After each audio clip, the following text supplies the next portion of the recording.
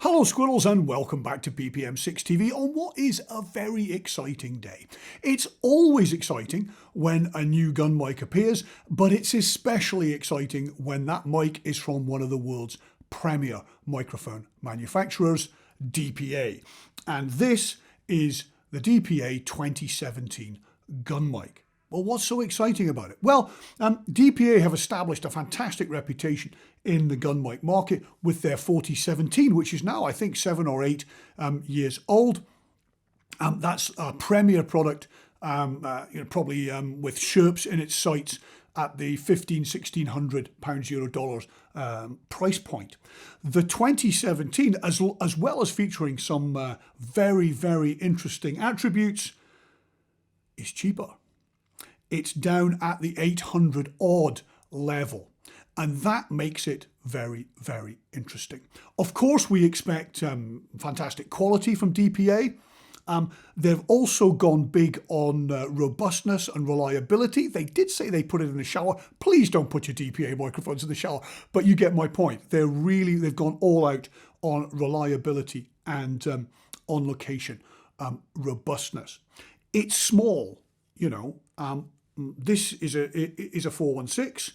Let me just, this is a 416, and you can see the DPA has a handy advantage. It's beautifully made. They've really gone all out on build quality here. So that's all in all a very, very exciting package. But is it enough? I waved a 416 at you a moment ago because this bad boy has seen them come and seen them go. The 416 has established a classic reputation for quality across decades. Its reliability has been outstanding because it's an RF condenser, which means it's less vulnerable to moisture, and its build quality just means it's a bomb-proof, bulletproof microphone. And it's versatile. You can put 2 of these on a choir, you can put it in a boom, you can use it in a voiceover booth. You know, if you're only buying 2 microphones, I would say, you know, this should be on that list. This should be on that short list. So, the 2017 pitches up against, of course, a load of other microphones, but in my mind, it has the 416 in its sights. Is it good enough? Is it hard enough? It's certainly small enough. I was thinking, what is the Danish word for petite? And I think it's, well, I'm going to make this up. It's schmal. It's beautiful and it's schmal, but is it good enough to take down the 416? Let's have a listen. Here we have the 2 microphones head to head. Here, scratchy scratchy is the 416, and here, scritchy scratchy is the DPA 2017. Now, first things first, the 416 has a longer interference tube. Does that result in more suck? Well, here's your chance to find out. On the other hand, DPA make much of their engineering that they say reduces the rear lobe and increases the rotational linearity of the microphone. In other words, as you rotate the microphone about its axis, you don't get a change in the quality of the sound. In other words, you don't have to be very careful in lining up your microphone in order to get, rotationally that is, in the basket, in order to get the best sound. So, but of course, as we well know, manufacturer's talk is manufacturer's talk. So, let's have a listen to the off-axis, and we'll begin with the 416.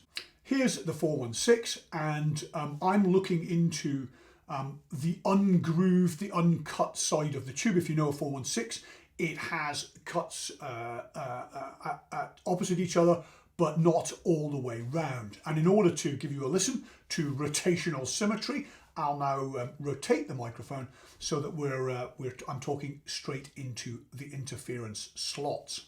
And there we are. So now you're listening to the 416 rotated 90 degrees from our initial orientation to see if that sounds radically different, better or worse, than talking into the blank side, as it were, of the microphone, which of course has 2 blank sides and 2 slotted sides.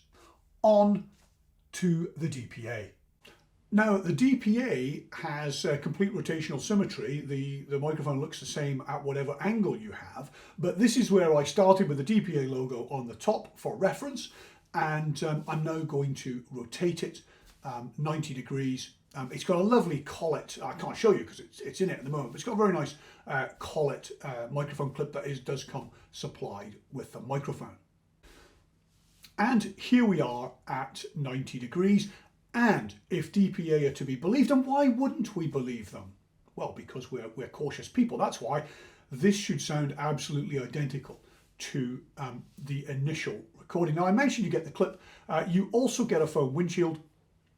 Obviously, not one that you could use in a gale, but enough to get you going when you buy the DPA 2017. So let's go around to the rear lobe now and see if they can make good on their promise.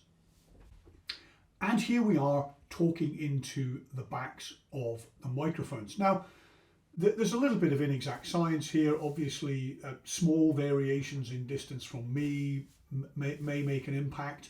And in some ways, I think what I'm really interested in is the quality of the off-axis as much as the quantity.